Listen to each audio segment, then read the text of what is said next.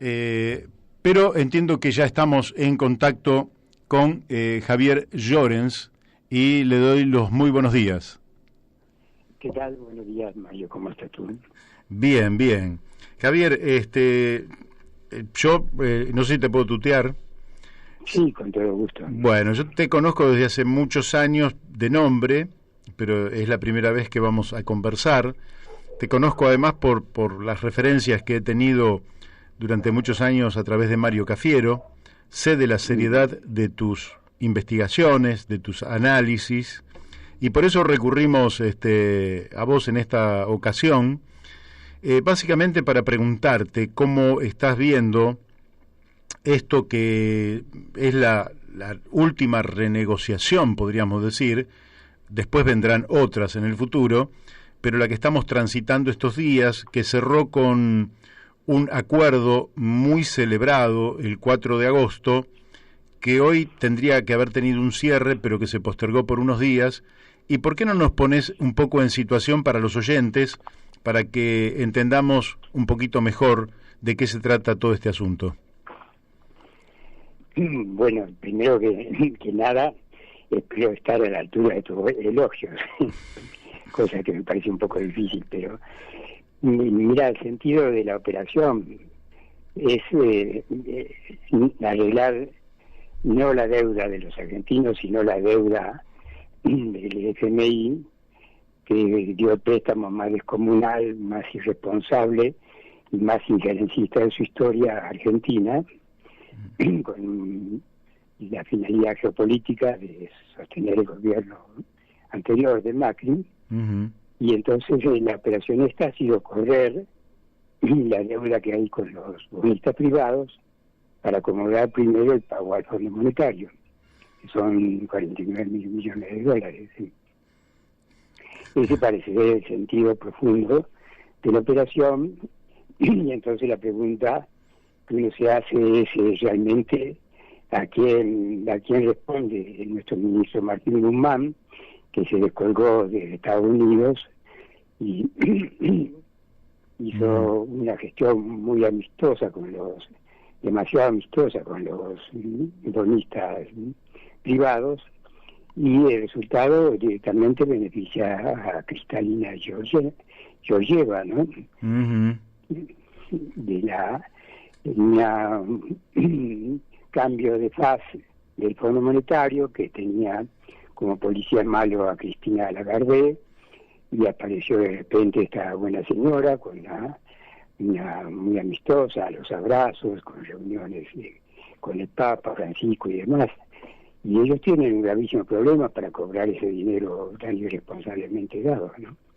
Claro, ¿pensás que ese dinero se puede, la Argentina está en una situación angustiosa porque está, digamos, con ausencia de recursos públicos y por lo menos privados accesibles, porque los privados fugan el dinero en la Argentina?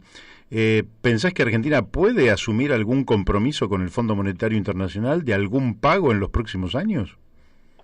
Y lo más que puede dar, según sus estatutos, un plan de facilidad extendida a 10 años, que significarían pago de 5.000 millones anuales de dólares, para que cumplir tendríamos que volver al mercado de la deuda y pedirle a estos bonistas que nos presten para pagarle al fondo, cuando el fondo nos prestó para pagarle a los bonistas. Todo un riesgo en que el fondo y los financistas tienen una íntima conexión entre sí. Y aparte de eso, esta cuestión de la fuga, que se da ahora con esta compra masiva de dólares de 200 dólares, es también resultado de la pésima gestión, la negociación por parte del ministro Guzmán en forma excesivamente amistosa. Cuando trascendió su primera oferta allá por marzo, los lobos de Wall Street lo que hicieron fue manipular los precios en la bolsa de los bonos, de una forma realmente insidiosa, porque quisieron subir más en pesos que en dólares y le generaron una devaluación. El dólar contado con liqui se fue a 130 pesos, y después arrastró al dólar blue, que se fue a un nivel parecido, Y eso desencadenó esta corrida, que hasta ahora se han ido como 2.500 millones de dólares, y este mes se dicen que ya otros 1.000 millones de dólares. Hay 6 millones de personas comprando esos dólares, porque naturalmente si los compran a 100 y en el mercado está a 130, ¿quién no va a comprarlos, no? Claro. Y esto fue el resultado de una negociación amistosa, porque ahí tenía, ante esa jugada esos bonos estaban en 30 centavos. Entonces, ¿qué hicieron los negociadores con Guzmán? Elevaron el valor de los bonos para pedirle más. Guzmán apareció con una oferta de 39 centavos y le dijeron, no, los bonos ahora están en 40, queremos más.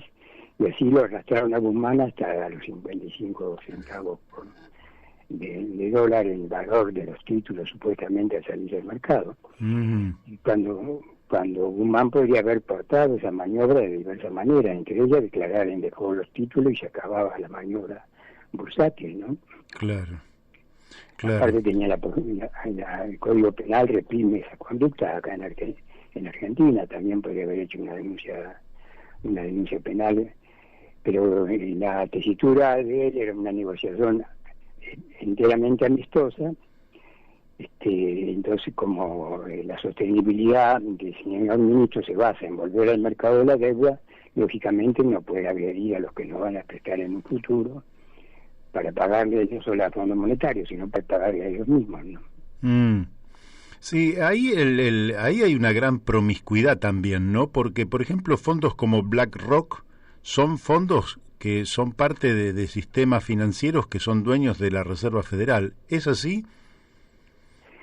Sí, este señor Larry Fink ha logrado no estar de un lado a otro del mostrador, sino parado en el mostrador, porque es el que administra los recursos, los subsidios de la Reserva Federal que canaliza a los bancos y a la compra de títulos. Y por eso, desde el 2008, después de la crisis del 2009, adquirió una enorme fortaleza, hasta pasar a ser el fondo de inversiones más grande del mundo, y necesita de los bonos de los países emergentes, porque son los que le dan rentabilidad, porque los bonos de los países desarrollados están en el 1,5%, y no son gran cosa. En cambio, si los mezcla con bonos de países emergentes que pagan el 4, el 5, el 7, como pactaba el señor Caputo, entonces ahí hay rentabilidad como para colocar las inversiones, ¿no? Te quiero preguntar, el manejo cambiario que hace la Argentina, siempre me llamó la atención, porque el Banco Central vende dólares, se supone más baratos de lo que el mercado estaría dispuesto a pagar en función de mantener la estabilidad cambiaria, cuando en realidad el Banco Central puede fortalecer su posición comprando dólares con emisión monetaria, que lógicamente generaría inflación, pero fortalecería las propias reservas del banco. ¿A vos te parece que es correcto el manejo que ha hecho la Argentina respecto de la política cambiaria? Bueno, Mario, el Banco Central es un banco que está reventado. El gobierno kirchnerista, con el canje de la baña Nielsen de 2005, también tenía la sostenibilidad de la deuda, se basaba en volver al mercado de la deuda para poder pagar los vencimientos, y como aparecieron los buitres con la demanda en Nueva York, técnicamente continuamos en default, no hubo mercado de deuda accesible para Argentina. Entonces hicieron un traslado de deuda externa a deuda interna, usando la reserva del Banco Central para pagar deudas y otra serie de manejos que se llama la deuda intraestado. Entonces el Banco Central actualmente no tiene ninguna capacidad de manejar, de ser un banco central. Un banco reventado que tiene billones de pesos en la LELIQ, que tiene que pagar el interés cada 7 días, que se renueva como una bola de nieve casi al 40% anual. Por eso el arreglar solamente la deuda del Tesoro no arregla para nada la situación económica de Argentina, porque el Banco Central no puede que está en un estado de absoluta impotencia y se ve ahora que no sabe qué hacer con esta compra hormiga de dólares, ¿no? Estas letras que emite, que no sé tampoco si son legales, pero que ya se lo viene aceptando desde hace tiempo, donde el Banco Central emite, es raro porque emite letras para absorber pesos, que es el producto del mismo Banco Central. Es decir, yo emito para comprar naranjas y siendo yo productor de naranjas. Ahora, eso implica pagar tasas de interés sobre el dinero que me quedo, que en definitiva da la impresión de que eso termina generando inflación. Claro, ha perdido la capacidad de señoraje, que se llama, de los bancos centrales, que es la capacidad de emitir moneda, títulos sin pagar interés. Es decir, la moneda, los billetes son títulos que no pagan interés, que es el señoreaje de un banco central, y lo que ahora es, como está imposibilitado de operar como un banco central, toda esta emisión monetaria que ha hecho para enfrentar la pandemia, la crisis de la pandemia, vuelve como depósito a los bancos y el Banco Central lo esteriliza pagándole enormes intereses con la LELIQ. Con esas letras que inventó el señor Duhalde y el señor Blecher en el año 2002, y después fue creciendo como una bola de nieve, y ahora es mayor que el circulante monetario. Es una cosa enormemente absurda por parte de un banco central. ¿No? Antes tenía, con la convertibilidad de Cavallo, el Banco Central tenía prohibido emitir deuda. Y con la crisis del 2002 se le autorizó eso. Volvimos a hacer una situación que la soportó Alfonsín, que era de los encajes remunerados. Una enorme cantidad de dinero dando vueltas que el Banco Central esteriliza, pagando interés, y ahí entonces deja de ser un banco central, ¿no? Claro, claro. ¿Qué herramientas cuenta la Argentina como para zafarse de esta cadena que se llama deuda, pero que en realidad es casi, yo pienso que es una decisión política de mantener a la Argentina endeudada para someterla políticamente y a una situación de saqueo? ¿Qué políticas tiene la Argentina qué herramientas tiene como para decir vamos a ir zafando de esto que aparte nos tiene hasta, por lo menos por 20 años, nos tiene con la soga al cuello? Sí, esa es lo peor de todo, la traición de Guzmán, porque había, en el 2002 se aparecieron las cláusulas antibuitre, ¿no? Que era el default de Argentina, llevó a que otros países que para evitar la acción de los buitres acordaran con los prestamistas la cláusula antibuitre que permite con determinadas mayorías hacer obligar a todos los acreedores a lo mismo, ¿no? En el 2014 esa cláusula antibuitre se flexibilizaron aún mucho más porque los inversores, los grandes inversores se quedaron horrorizados después de que el juez Iriesa le impidió cobrar lo que tenían que cobrar de la deuda argentina por la acción de Pausinger, del buitre, que si Iriesa dijo hasta que no le paguen al buitre no pueden cobrar los otros acreedores. Entonces flexibilizaron enormemente las cláusulas antibuitre. Y eso le daba una oportunidad entonces al deudor, a unas estratagemas para liberarse, reestructurar la deuda con alguna ventaja.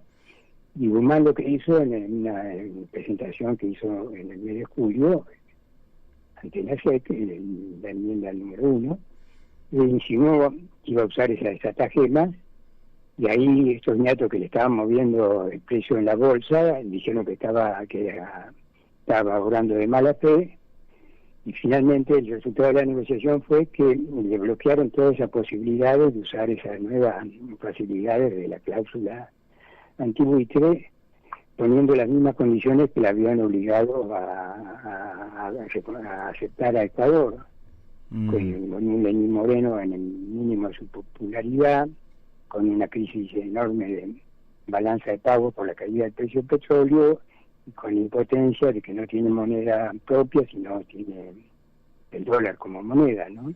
Ujú. Y Guzmán aceptó esas mismas cláusulas que bloquean esas posibilidades, e incluso aceptó que en una próxima reestructuración, si se da, de esa forma la imposibilita, Argentina no puede pedir más que un 10%, una quita del 10%. Qué Y si se bárbaro. le ocurre recomprar deuda, como propone ahora Stiglitz a través del Fondo Monetario, para conquistas, para aliviar la carga de la deuda, Argentina se compromete a cobrarlas al 100% del valor del capital, más los intereses corridos, ¿no? Ah, qué bárbaro. Ahora, en general los países tienen fondos que son, digamos, encubiertos, porque son manejados por privados, pero que en realidad responden a intereses estratégicos de la nación. Argentina no digo que lo constituya en este momento, pero perfectamente podría, a valor de mercado, ir recuperando parte de la deuda si tuviera algún instrumento de esa naturaleza como para decir, bueno, vamos a ir retomando el control de esos títulos. ¿Vos te parece que eso es, con lo que decís, Argentina renuncia como Estado, pero eso se podría hacer de alguna otra manera? Sí, eso es una maniobra supuestamente prohibida en el mercado para un Estado, Claro. y enseguida le dan la cana, y aparte en esta, me acuerdo, se estipula que tampoco los bonos que tiene el Estado pueden intervenir en la cuestión de las mayorías y en las reestructuraciones y demás. Sí, la deuda, Mario, es un instrumento de dominio que lo inventaron los ingleses allá por 1824. Mm. Todos los países de la colonia española, con la independencia, amanecieron endeudados, que es una forma de tutela adquirida sobre los países para condicionar su desarrollo, no en función del bienestar de sus habitantes, sino en ese caso era de la necesidad del imperio inglés, ¿no? Era muy astuta forma de dominio que la idearon por el fracaso que tuvieron en Argentina con la invasión inglesa. Dijeron, no podemos andar derramando tanta sangre por el mundo, tenemos que idear otra cosa, y el señor Canning, después de recapacitar y reflexionar, apareció con lo que después se describió como el imperio informal, ¿no? O el neocolonialismo. Y eso duró hasta la Segunda Guerra Mundial, con altibajos. Argentina en ese interín cayó en default en 1890 también, y después se disolvió, y con los petrodólares que aparecieron en 1973 con la crisis del petróleo y la justificación de una enorme emisión de dólares por parte de Estados Unidos para pagar las facturas petroleras, Inglaterra y Estados Unidos hicieron reaparecer ese instrumento, y de esa forma lograron alinear a los países no alineados en su conflicto con la Unión Soviética, ¿no? Claro. Es una herramienta estratégica. Ahora Estados Unidos denuncia que la están usando los chinos, de la misma manera que la usaron ellos.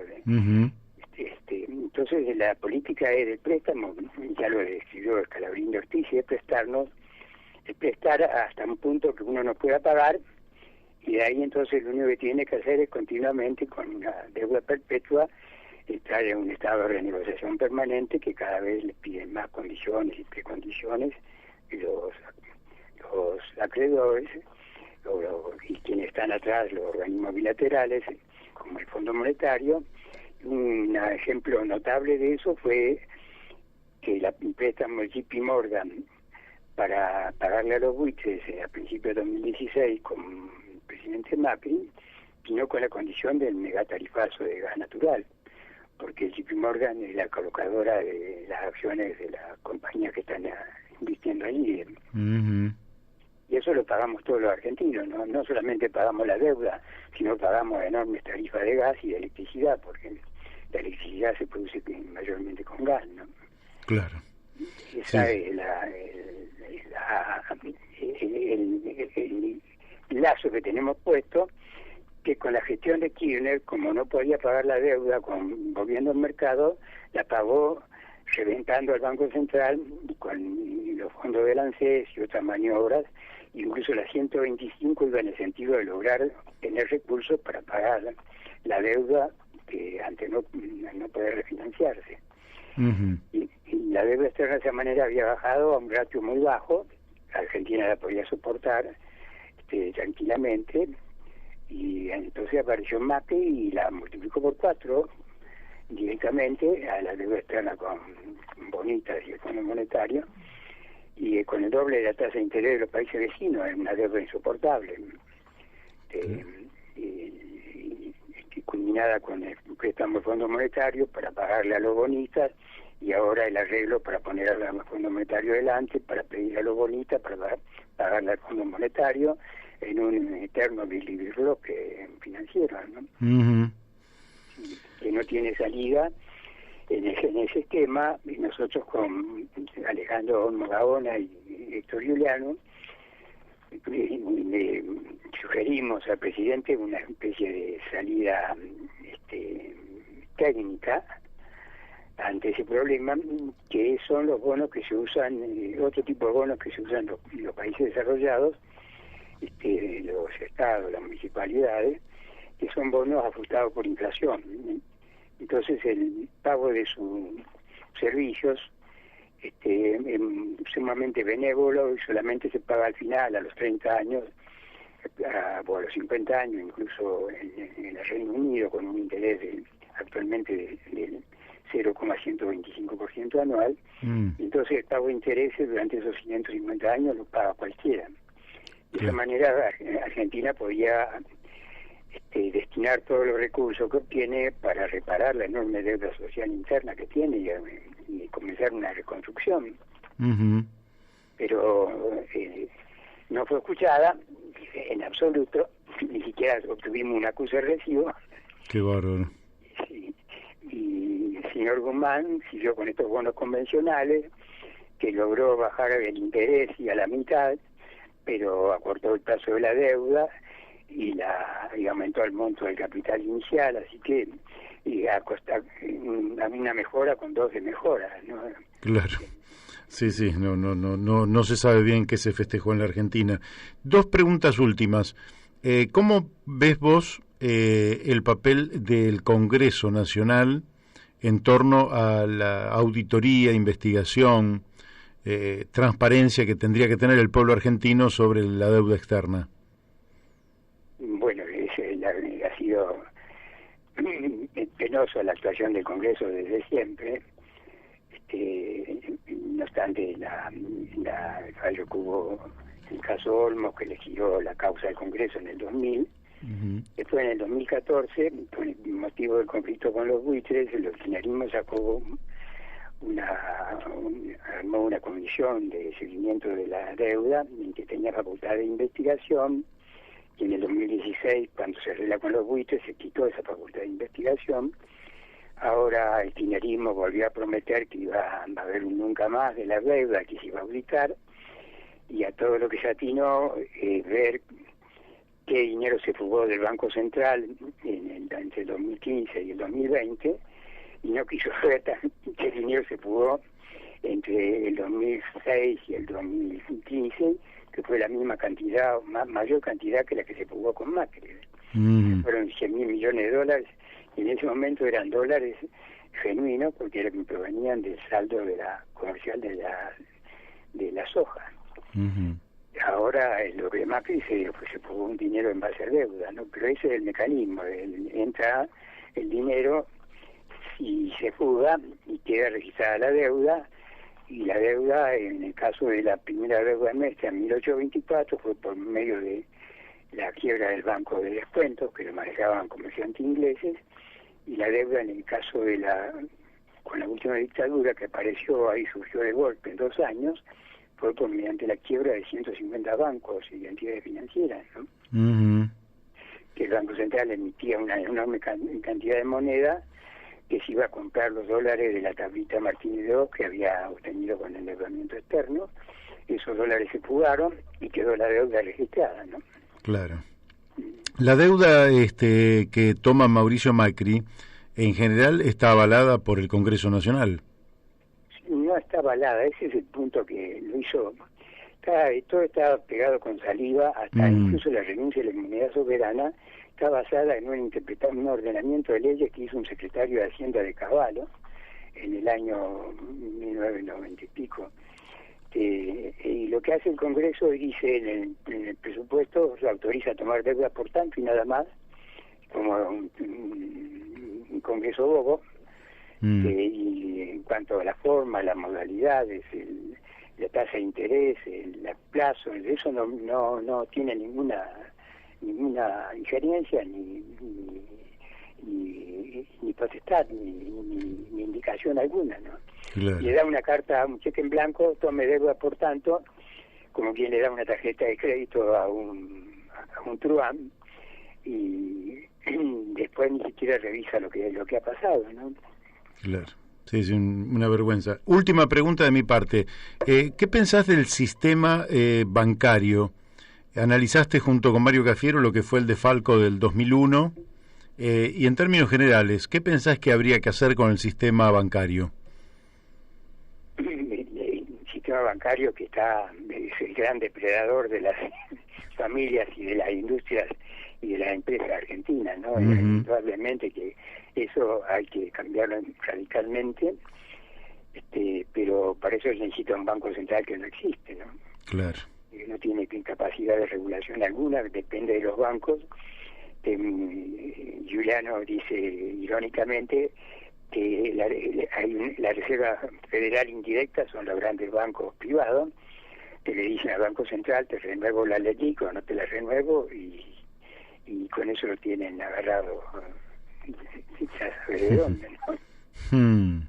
Sí. Qué problema. Es penosa la situación andrajosa que uno ve en todos lados, y se pregunta qué salida puede tener todo esto, ¿no? Sí. Hay una salida, así como se nos quiere hacer creer, digamos, con pequeñas reformas, o la Argentina necesita realmente ir a la solución de problemas estructurales? Sí, indudablemente. Pequeñas reformas no llevan a ningún lado. Va a seguir perpetuándose esta situación lastimosa con un enorme índice de pobreza y marginalidad agravado por la pandemia. En el sentido, esta era una oportunidad única para plantarse de otra forma con el motivo de la pandemia y meter la mano a fondo con reformas estructurales en el sistema financiero y la cuestión de la deuda, ¿no? Claro. La debacle de Argentina y el fenómeno de la marginalidad y la exclusión y la pobreza vino al compás de la deuda. Desde hace 40 años que Argentina está endeudada, y hace 40 años que hay una degradación social, que se interrumpió el ascenso social, y hay una enorme degradación cada vez más pronunciada, una clase cada vez más excluida y marginalizada, que al mismo tiempo, con todos los avances tecnológicos, no está en manera alguna capacitada para educarse en tal sentido, ¿no? Es Penoso. Bueno, Javier, te agradezco muchísimo la amabilidad que has tenido de disponer de este tiempo para nosotros en este programa, y volveremos a charlar contigo en algún otro momento. Sí, no faltaba más. Te agradezco a ti que me hayas permitido decir nuestras pequeñas verdades que están vedadas en la gran prensa, ¿no? Sí, Pero sí. muchas gracias, Mario. Bueno, gracias, Javier. Hasta pronto.